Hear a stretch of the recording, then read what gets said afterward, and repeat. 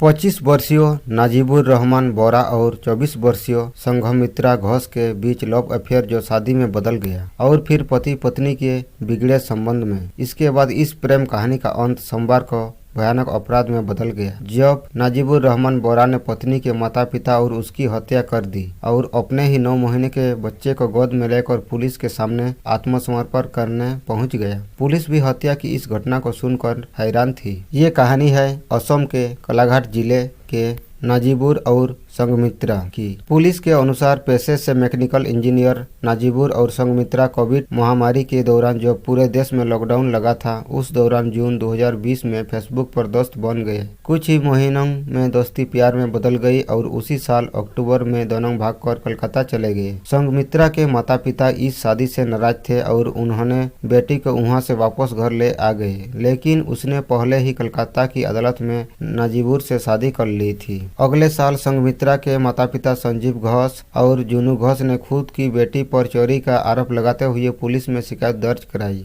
जिसके बाद संघमित्रा को गिरफ्तार कर लिया गया और 1 महीने से अधिक समय तक न्यायिक हिरासत में रखा गया। पुलिस ने कहा कि जमानत मिलने के बाद वो अपने माता पिता के घर लौट आई थी। जनवरी 2020 में संघमित्रा और नाजिबुर फिर से घर से भाग गए और इस बार वे चेन्नई चले गए, जहां वे 5 महीने तक रहे। जब दंपति अगस्त में असम के कलाघाट लौटे तो संघमित्रा गर्भवती थी। पुलिस ने कहा कि वे नाजिबुर के घर पर रहने लगे और पिछले नवंबर में उनका एक बेटा हुआ। हालांकि 4 महीने बाद इस साल मार्च में संघमित्रा ने अपने नवजात बेटे के साथ नाजिबुर का घर छोड़ दिया और अपने माता पिता के घर चली गई। उसने नाजिबुर पर उसे प्रताड़ित करने का आरोप लगाया और पुलिस में शिकायत दर्ज कराई। हत्या के प्रयास का मामला भी दर्ज किया गया और नाजिबुर को गिरफ्तार कर लिया गया। 28 दिनों के बाद उन्हें जमानत पर रिहा कर दिया गया। जेल से बाहर आने के बाद नाजिबुर अपने बच्चों से मिलना चाहता था, लेकिन संघमित्रा के परिवार उन्हें मिलने नहीं दिया। दरअसल 19 अप्रैल को नाजिबुर के भाई ने पुलिस में शिकायत दर्ज कराई थी, जिसमें संघमित्रा और उसके परिवार के सदस्यों पर